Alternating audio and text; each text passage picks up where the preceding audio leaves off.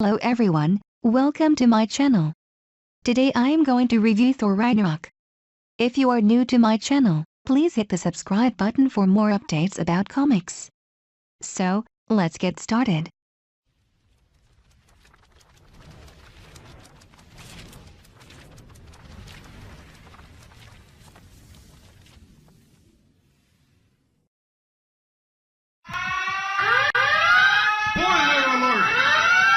Thor Ragnarok is the third installment in Marvel Studios' Thor franchise following Kenneth Branagh's Thor and Alan Taylor's Thor: The Dark World, and the fifth film The God of Thunder has appeared in, with the exception of the character's brief post-credits appearance in Doctor Strange. Although the previous two Thor standalone entries have been successful enough within the scope of the Marvel Cinematic Universe, they've never been the most popular or the biggest hits at the box office.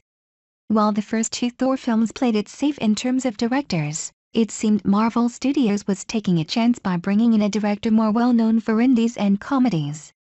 Taika Waititi's Thor Ragnarok is a breath of fresh air in the MCU, but still feels very much like a Marvel movie for better or worse. Thor Chris Hemsworth, the God of Thunder, has spent a great deal of time away from his home of Asgard, choosing instead to travel the Nine Realms in search of Infinity Stones. However, Thor has begun to dream about the destruction of Asgard at the hands of Surtur in the event known as Ragnarok, so he finally returns home but discovers that Loki Thormodlestin has been ruling over Asgard disguised as Odin Anthony Hopkins. The brothers travel to Midgard-Earth to locate Odin, only to learn that Thor's dreams are prophesied to come true and Ragnarok will come to pass. Though Thor believes he can prevent Ragnarok, Odin reveals the events that lead to Asgard's destruction have already been put into motion. Shortly thereafter, the goddess of death Hela Cate Blanchett appears, and claims the throne of Asgard for herself. Thor and Loki attempt to challenge Hela, but both wind up banished to Sakaar, a planet on the edges of the known universe. Though Loki is able to win the favor of Sakaar's ruler, the Grandmaster Jeff Goldblum, Thor is brought by Valkyrie Tessa Thompson to fight in the planet's contest of champions. Things begin to look up for Thor when he realizes he's set to battle the Hulk, the alter ego of fellow member of the Avengers, Bruce Banner Mark Ruffalo. However, Sakaar isn't an easy planet to get away from. Along with Loki, Valkyrie, and the Hulk, Thor must escape the Grandmaster and Sakaar in order to return to Asgard and save his home from the goddess of death and the prophesied Ragnarok.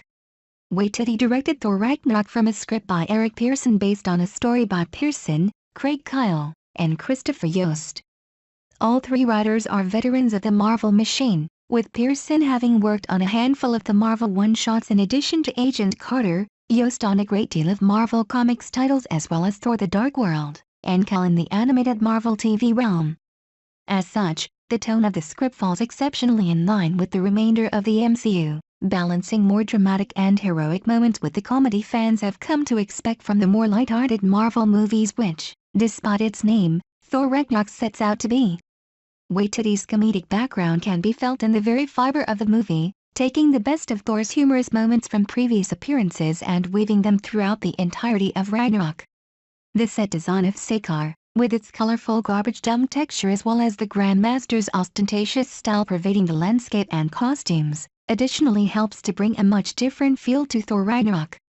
Whereas the realms beyond Asgard and Midgard were hardly explored in Thor: In the Dark World, Sakaar is much more developed thanks to its design and the inhabitants working exceptionally well to bring this planet to life, especially Goldblum as the entertaining as Hal Grandmaster. It's in the bright colors of Sakaar that Ragnarok's Jack Kirby inspirations are most auspiciously felt, but the throwback vibe pervades throughout the film due to the 80s-inspired score. All of these elements carry over into the scenes of Thor Ragnarok not set on Sakaar, working to create a much different feeling Marvel movie, and especially, a much different Thor movie at least on the surface. Despite the benefit of Ragnarok featuring the MCU's first major female antagonist on the film side, anyway played by an Oscar-winning talent like Blanchett, the film still falls prey to the typical Marvel villain problem. Like many Marvel villains before her, Hela is underdeveloped with a rather thin motivation this time, it's revenge and power and an army of faceless drones at her back to give the film's heroes something to kill with no consequence. Even when Ragnarok truly attempts to give Hela's invasion of Asgard real stakes, Thor's realm and its inhabitants have been so neglected in previous films that those attempts to elevate Blanchett's villain fall flat.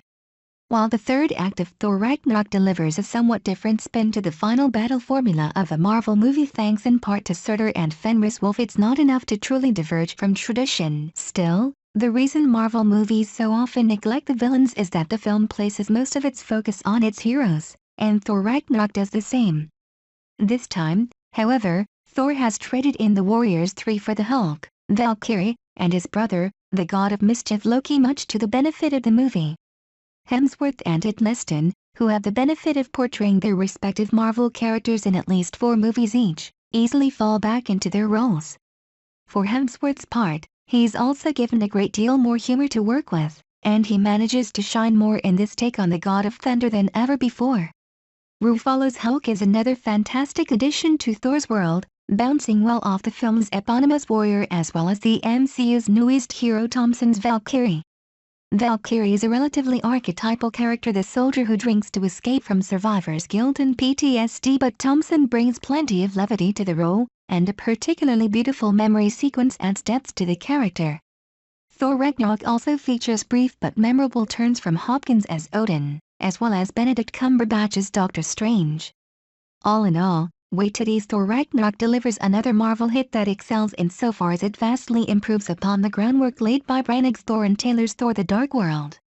Despite Waititi's unique directorial style and tone, Ragnarok still fits well into the MCU without challenging expectations from fans. That is both a positive in terms of delivering on the billion-dollar Marvel brand, and a negative in that moviegoers have seen as many as 16 MCU installments prior to Thor Ragnarok and may be growing tired.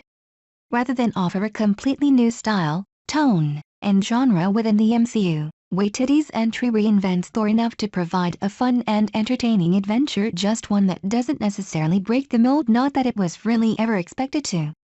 Still, Thor Ragnarok will no doubt be enjoyable for Marvel diehards and perhaps worth a trip to IMAX, and fun enough for casual moviegoers as well.